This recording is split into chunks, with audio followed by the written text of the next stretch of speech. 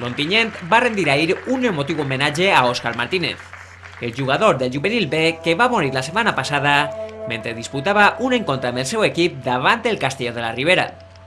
L'acte, celebrat en els prolegòmens del partit davant del Prat, va començar amb l'eixida al terreny de joc dels diferents equips de la Fundació d'Esport Base d'Ontinyent.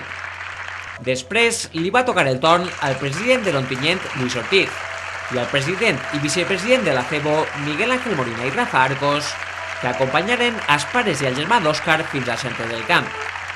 Una vegada allí, dos xiquets eixiren al camp portant una camiseta amb el nom d'Òscar i l'insígnia de plata de l'Ontinyent que Ortiz va entregar als familiars del jugador d'Allegro del Malferit. L'entrega d'un ramer de flors a la mare d'Òscar per part del capità del Prat va precedir a un emocionantíssim minut de silenci que posa el colofó als condols als que s'ha sumat tot el futbol espanyol durant la setmana. Finalment, el clariano esclatà en una sentida ovació al minut 7 del partit, que era el número que portava Òscar amb el seu equip fins la tragèdia que va omplir de dolor a tota la família ontinyentina. L'Ontinyent és virtualment equip de tercera divisió després de perdre 0-3 davant el Prat, en un partit en el que els de la Vall tornaren a deixar una imatge paupèrrima i mostraren tots els defectes i mancances que han arrossegat en una temporada per oblidar. S'enfrontaven últim i penúltim de la classificació i una vegada més l'Ontinyent fallat de manera estrepitosa en un partit clau. El partido de hoy era una final, nosotros sabíamos que solo valía ganar para mantener la esperanza y bueno, una nueva derrota que prácticamente lo deja, no matemática, pero virtualmente complicado. El dia en què els ontinyentins es jugaven la vida i només es valia el triomf, l'EMA es decidia alinear un equip ultradefensiu amb Pereira i Berna en el doble pivot i Verdú com a únic davanter, i a l'Ontinyent li costà un món combinar i generar perill. La primera dels ontinyentins va arribar amb aquest xut de Verdú que va eixir fregant el pal de la porteria defensada per Toni. Els catalans contestaren trencant les il·lusions de la parròquia ontinyentina amb el 0-1. Víctor retratà la lentitud de Dani Fernández, superant-lo amb insultant facilitat i posà la passada de la mort per a que Granell només tinguera que empentar. L'Ontinyent reaccionà tímidament amb major possessió però sense verticalitat, acumulant arribades a l'àrea que no es traduïen en veritable perill.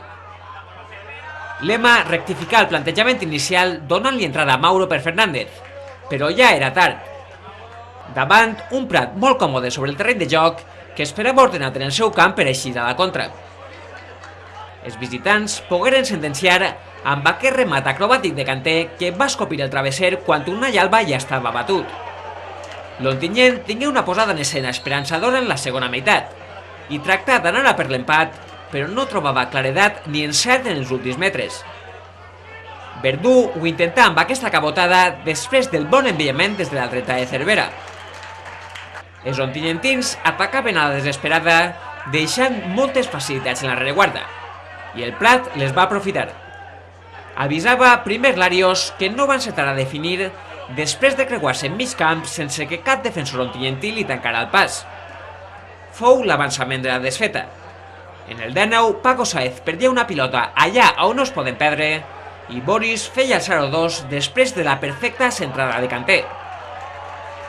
L'Ontinyent desertat del partit i fregà el ridícul defensiu quan, només 5 minuts després, Kanté sentenciava definitivament l'encontre amb un xut potent i ras que va deixar a Unai Alba fent l'estàtua. El 0-3 convertí el partit en el mateix esperpent que està protagonitzant l'Ontinyent en les últimes jornades, amb un equip resignat a la fatalitat i a la impotència i que no ha marcat cap gol i n'ha rebut 11 en els darrers 3 encontres. L'única nota positiva fou el retorn de Nico després de 5 mesos lesionat. El murcià deixà detalls del seu talent en els prop de 20 minuts que estigués sobre el camp.